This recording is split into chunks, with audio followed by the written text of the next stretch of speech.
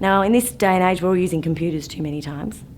We're not writing as much, and now we have to go and sit a 3-hour exam. And in our 3-hour exam, we've got 2 large pieces of writing. One's a business report, one's an extended response.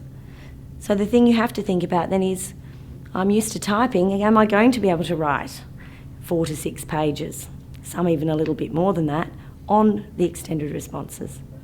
Well, the way you can do that is by, in your preparation, use a heavier pen. So get a pen that's a little bit weightier, or you can even weight the pen. And then when you're writing and practicing, you'll find that that will help to train the muscles in your hand. When you then go to sit in the exam, just take a nice light pen, and you'll find that you can sustain quite a lot longer with your writing, and you can probably even manage to write a fair bit more. Again, it's all about completing as many questions as you can. All sorts, multiple choice, short answer, reports, and extended responses. Lots of students tend to avoid answering and doing practice reports and tend to avoid writing extended responses for practice. But this way, it's practicing whether or not you can sustain that writing for that long, not to mention whether you can answer a good response. Things that you also might like to think about.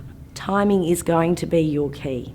Now, we've spoken a little bit about timing when you sit in the paper, but it's more about also thinking when you're training yourself now, how can I time myself? So we've said 35 minutes is a great time for you to aim to sit for multiple choice. So give yourself 35 minutes. Sit down, grab a paper, preferably the 2012 HSC. Sit down, give yourself 35 minutes and do those questions. After 35 minutes, stop and check them using the answers that are on the Board of Studies website and see how you went. It's a good idea to also have a stopwatch with you in your study routine, and you can stop and time each short answer section. So you're spending around about 12 minutes, have a go at that. You're spending an hour and 15 all up to do a short answer section. Or you're spending 35 minutes to write a report or 35 minutes to write an extended response. Remember, when you are doing those extended responses, use your case studies. Remember, when you are writing a business report, use business report format. Then we might have some extra tips for you to think about. Tips when you're going in to the HSC that might make a difference to your paper and make your paper stand out. In other words, giving you a competitive advantage. So firstly, you have to understand the key terms. The key terms are the key to your success. So key terms are the things like your identify, your outline. They're the lower order key terms. Or you might have your describe and explain, and they're the middle order key terms. And then you might work up to things like evaluate, critically analyse, and they're your higher order key terms. So that should indicate to you, well, how much time should I spend on this? If it's a lower order key term, I'm not going to be spending as much time. If it's a higher order key term, I really need to make sure that I'm answering this question well. Now, all the list of terms, they're called glossary of terms, are available on the Board of Studies website. You can just write glossary of terms in the search item at the top, and it will give you a list or a link to those. They're also available in the back of most textbooks, and you can learn what they mean. So an identify means recognise a name. If the question says identify, you just recognise and name it. You don't have to tell us lots about it, just recognise and name it, because it's only going to give you a few marks. But if it says explain, then don't just recognise and name it, tell us how and or why, because that's what explain means. Also, during your exam, you can make your answer stand out, not just by using that key term well, but also by making sure you underline or write certain things in capitals to make it stand out to the marker. You can use highlighters, but just a word of caution, with on-screen marking happening in lots of subjects, and business studies has been doing it for quite some time, try and use a lighter coloured highlighter. Use your yellows or your oranges or the lighter pinks. Try to avoid blue and purple, because when they scan, they're really difficult for a marker to read. The other thing is, it does say on the front of your HSC to use a blue or black pen. Black is preferable for the scanning. Please don't try and use orange or light coloured pens.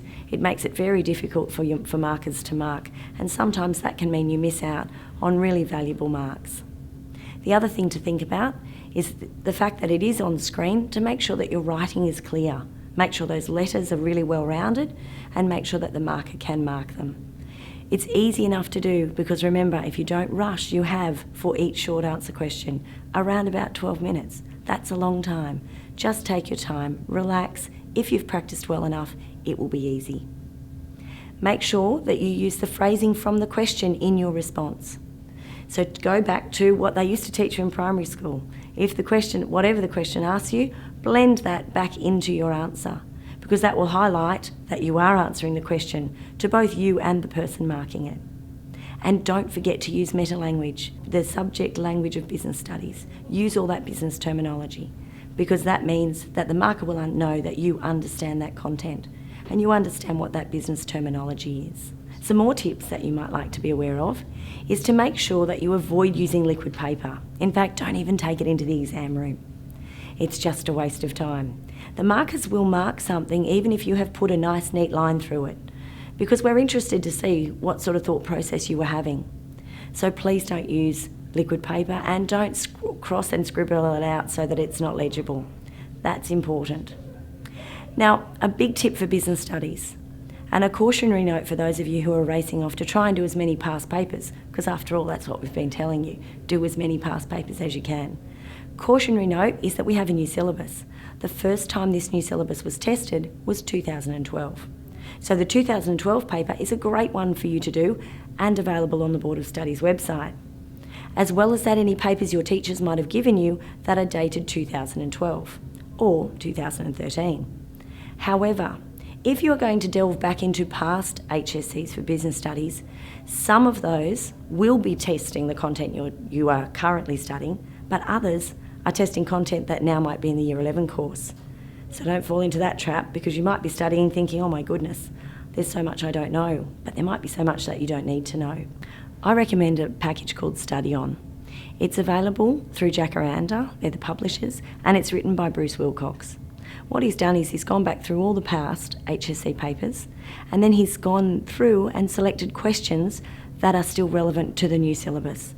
If you use this package, you can be sure that your study is not time wasted. You can make sure that the questions are tailored to what you are actually studying. So he's gone through and picked out all the operations questions that still apply and put them in there. All the marketing questions, put them in there. All the human resource questions, put them in there, and all the finance questions, and he's put them in there. It has a booklet with it, as well as an online activity. We can answer them online, it marks them for you, and then it also provides you with sample answers. So you can have a look and think, how could I have made my response even better than it was? It also allows you to do your study by topic. For some of you, might like to study the entire topic of operations and then go about doing the questions that he's got set out there under each of the subheadings in the syllabus. So it's a really useful way to make sure that you are really targeting the areas that you need.